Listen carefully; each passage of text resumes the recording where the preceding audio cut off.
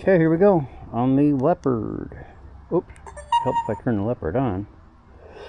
Hey, gonna go for a quick ride, and I'm gonna make a video explaining the Simon tune. I call it the SS tune.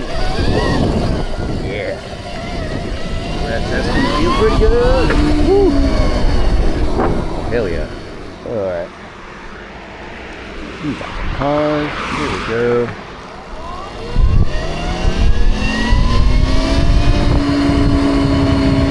So I don't know a whole hell of a lot. Oh, these knobbies really howl on me.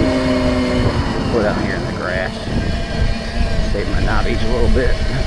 But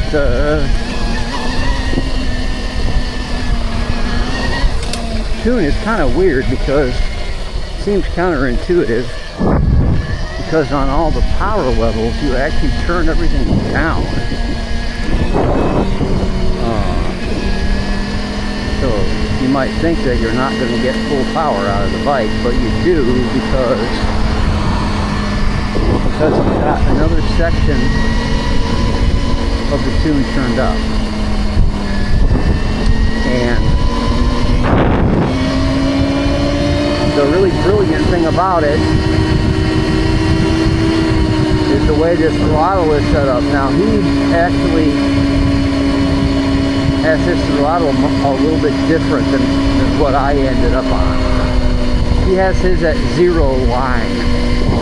Well, I left mine on, like, I think it's called sport mode or whatever. I tried the 0 line throttle setting before and didn't really care for it that much, so I just stuck with that because I'm kind of used to the throttles, at least the feel of it, the deadband and all that, which I think is what that changes. I could be wrong. I'm not some tuning guru by any measure, but I've been pushing all the levers on this thing for a month, trying to get it to feel how I really want it to feel. And pretty good. Look at that. Nobody here.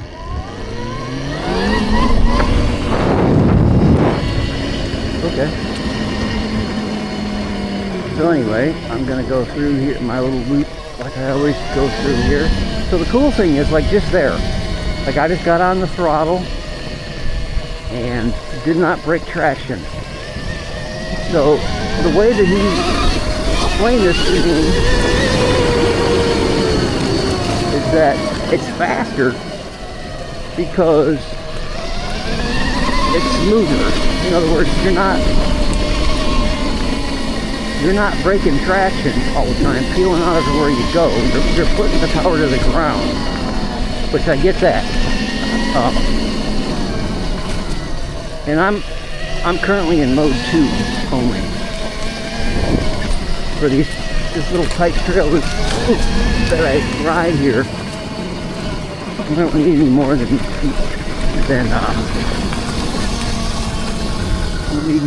mode 2. Let's see what we got here.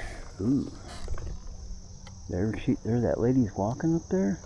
She drives that white van. I see her here all the time. She seems cool, but she seems like the type of cool that'd be like, yeah, hey, how you doing? And then the next minute after you're out of sight, calling the constable on you, like, bro. Like, hey, I see some dude up in the trail. He's got a black dirt bike, camouflage shirt on. He looks sketchy. Even though I'm not sketchy. But I could be wrong. Woo, look at that. Wow. Smooth power delivery on the Simon tune. I had a heck of a time trying to wheelie. Oh, hang on. We gotta fix that too. I had a heck of a time trying to wheelie this thing since I got it because the throttle was always so snatchy.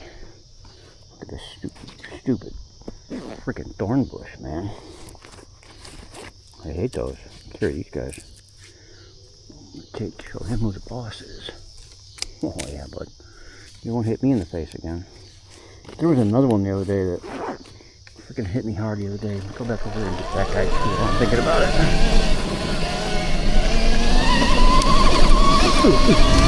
Oh, there it is right there. That's one of them. That's another one of them. He's gotta go. He's gotta go. Yeah, this guy. I'm pretty sure I'm the only one that comes in here to the government ran facility and does any type of trail care whatsoever. Because I've never seen anybody else in here. I've been down here a long time. Never seen nobody else in here doing nothing to these trails. Can't wait to get the TMD chop drop pick. I'm standing up right now. I don't know if you can tell, but again, I'm not a very tall person. I'm only 5'10". Even with these stupid giant handlebars on here, when I hunch over like I am now, it's like I feel like I'm getting ready to do some Olympic squats or something. I'm like, bro,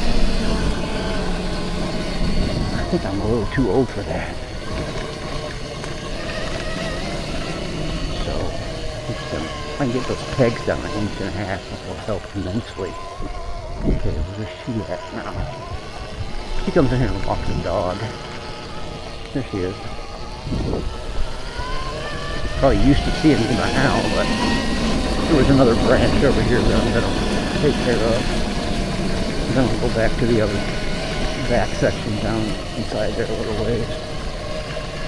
But this section right here, I don't know if you can tell on the film, but tons of roots and stuff right here. And that's mainly like, right here's a big one. That's mainly like the biggest object in here that really knocks the suspension around at all is the roots. And I used this loop. What I did was I found some big logs. I put them across the trail. Like here's all these roots. I found some bigger logs, like 4 to 6 inch diameter, and I laid them across the trail in a couple spots, and then I just kept on going around the loop, hitting the same obstacles over and over and over at the same speeds, over and over and over, and then adjusting the suspension accordingly to where it felt the best for me. Now, in a nutshell, if you can, that's a good way to get a base setting, because this is what happens, like for like a motocross team, for instance. What they'll do is they'll do that exact same thing. They'll get on a track and they'll have their test rider go around the track at the same speeds, hit the exact same obstacles until they come to what's called a base setting. And what that does is that gives them a starting point to build off of in order to fine-tune the suspension setup on a given bike for a given weight rider. Now, obviously, in a setting like this or like that,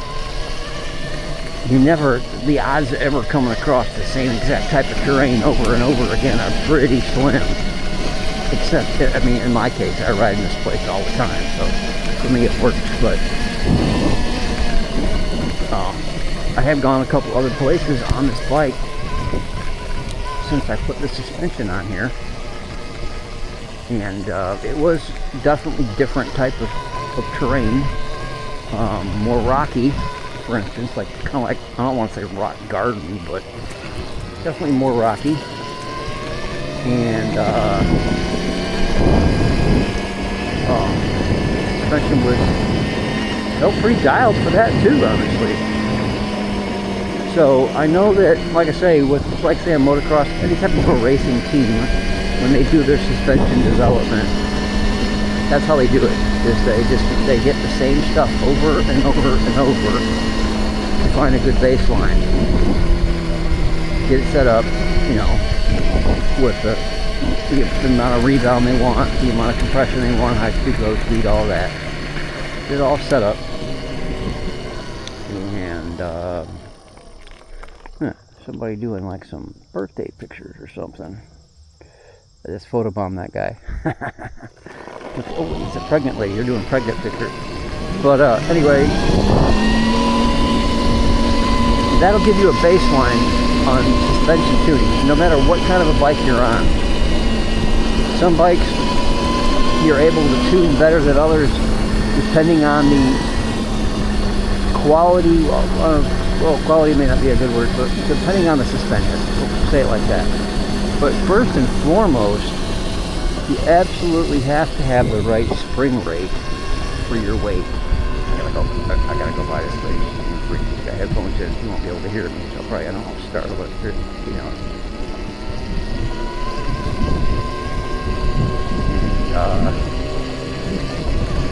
So when I bought the suspension that I bought for this bike came with a 350-pound rear suspension spring on the shock, and it was like a wet noodle. I mean, I'm only 165, 170, and that thing, I would have had to have absolutely twisted the hell out of it in order to get it.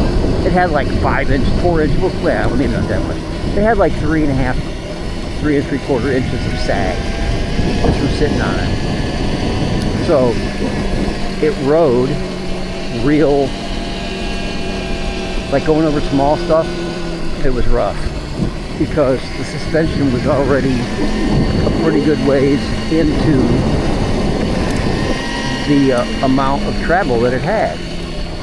So the idea is to keep your suspension towards the top of the stroke, because your suspension, your shocks, whatever you have, your shocks, your forks, all of it, the first like inch or two, maybe 3, that's going to give you your most plush ride in your suspension, because you've got the least amount of resistance on it. So it moves the easiest through there. Now, I may have said that wrong.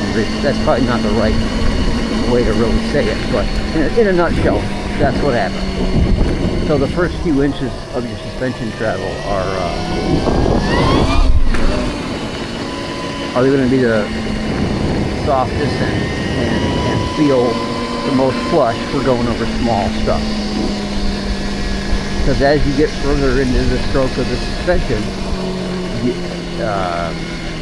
the valving in the suspension is a lot more prevalent, and it provides dampening to prevent suspension from collapsing all the way, in theory, until you bottom it, until you hit something real hard and then it blows through the whole stroke. So if you, I was going to say, okay, so yeah, I got the 450-pound spring on the Arflox, the shocks that I've got on this thing now, and I got the 40-pound fork springs. And at first, I was immediately happy with the shock. But at first I thought I had made a mistake by not getting a little bit heavier fork setup, because they actually offer the fork setup in a progressive rate spring, which is 40 to 60, I believe. So the first little bit of travel, it's only pushing against 40 pounds. Ooh, shit. Here we go, we're going. Yes.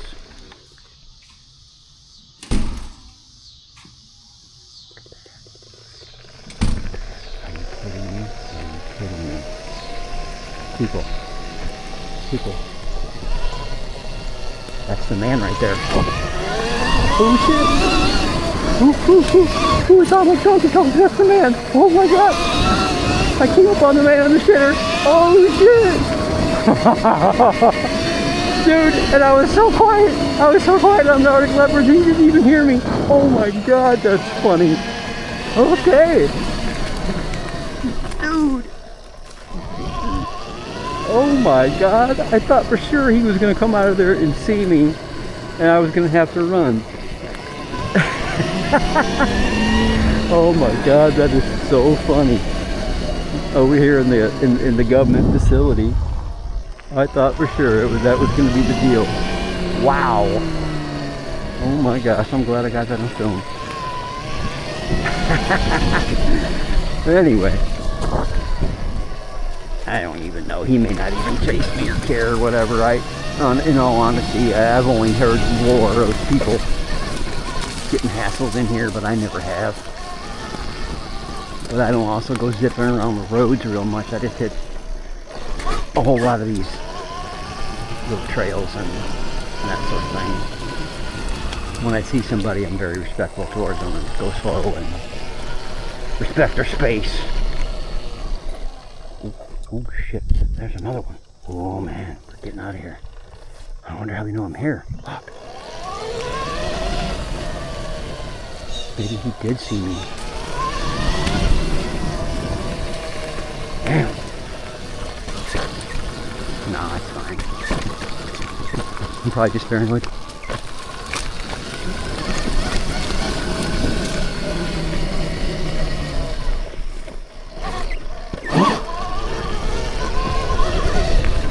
Oh boy.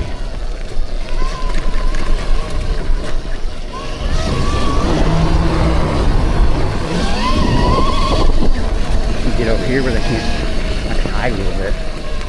There's a spot. Oh, there he is, there he is, there he is, there he is, there he is. See that? See that white truck over there? That's him. Oh my gosh, we're gonna, I don't know, maybe I'll see what I'm doing here. Should I risk my luck and go down there and get on the trailer or sit here for a second? Tell you what I'm gonna do is I'm gonna, there he is, there he is. There he is.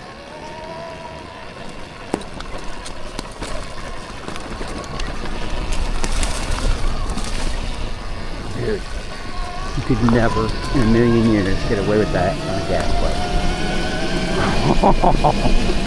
That's what I'm talking about.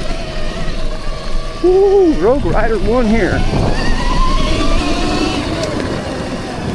Yeah. Fun. Adds a whole nother layer of fun to riding this thing. Some good bumps. Look, check out. Oh, our Floxa ate that shit.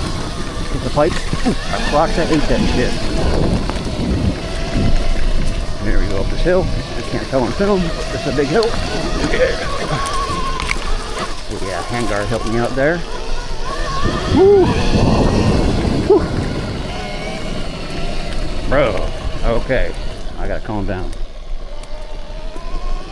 That's hilarious, dude. Not only one time, but 2 times I run into that guy. He did tell somebody that I know that rides in here also that if he caught him again, there was going to be hell to pay. So, we don't want to deal with nothing like that. No way. This place is too close to home to ruin it. I could probably get out of here, because he's up that way. I can go down and get out before he comes back down this way. I'll just have to risk it and run down the road here real quick. Yeah, I'm going to do that. I'm going to do that. Get out of here. Get back over into the other area. Where's that? Okay, we're going. Here we go. Here we go.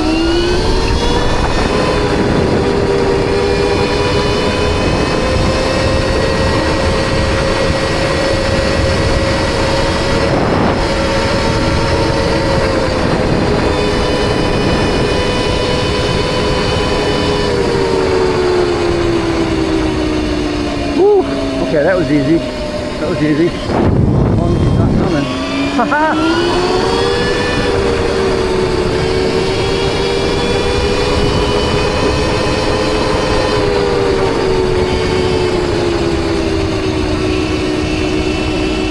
I think I'm good. I don't.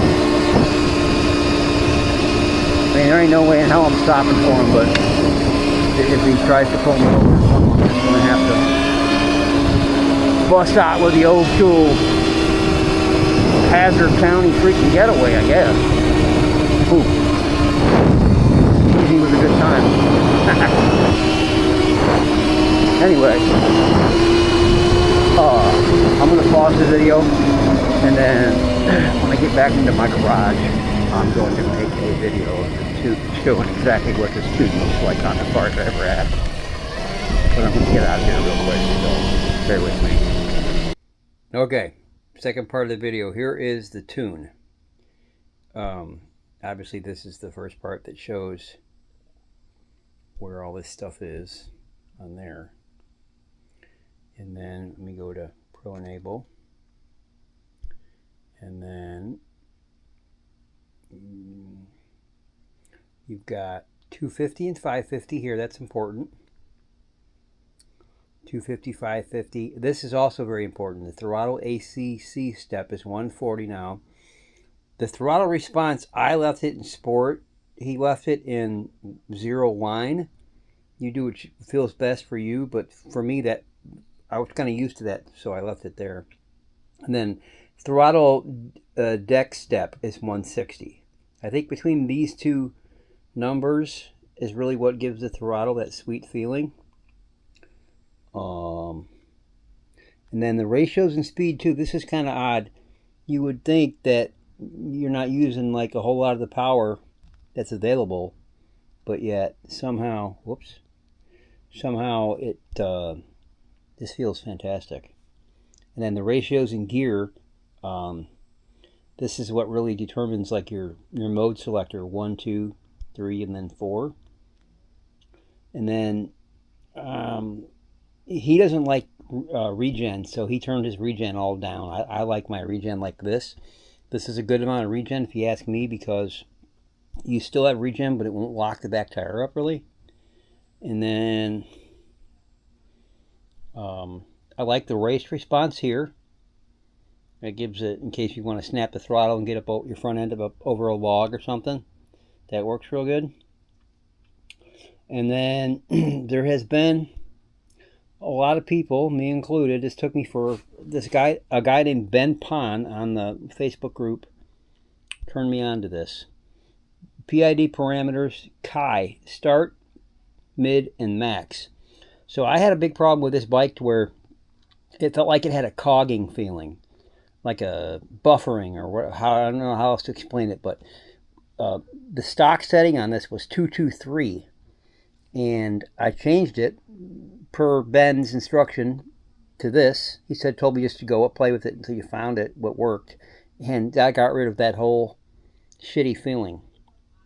And then other than that, yeah, that's it. The only thing I'm going to add to this little video is that if anybody needs any stock suspension from a Pro S, I got a super low mileage stuff here. I put the Floxa on my bike, and I mean, if you're on the fence, don't be. I mean, the shock is 260. I mean, in the world of suspension, that's like nothing. The forks are a little bit of money. They're $1,000, but man, are they worth it. You've got over here, you've got your rebound adjustment, and then over here you've got a preload adjustment on your spring, and then down here on the bottom you got your high and low speed compression. So this suspension does everything you could ask for it to do. It really is good for what it is. I mean, granted, I'm old. I'm not hitting triples. I'm not doing any of that crap. But for the way that I ride and where I ride, which is just basic bombing around the neighborhood and forest reserve or whatever, it works. So there you go. See you on the next trip. Rogue Ride.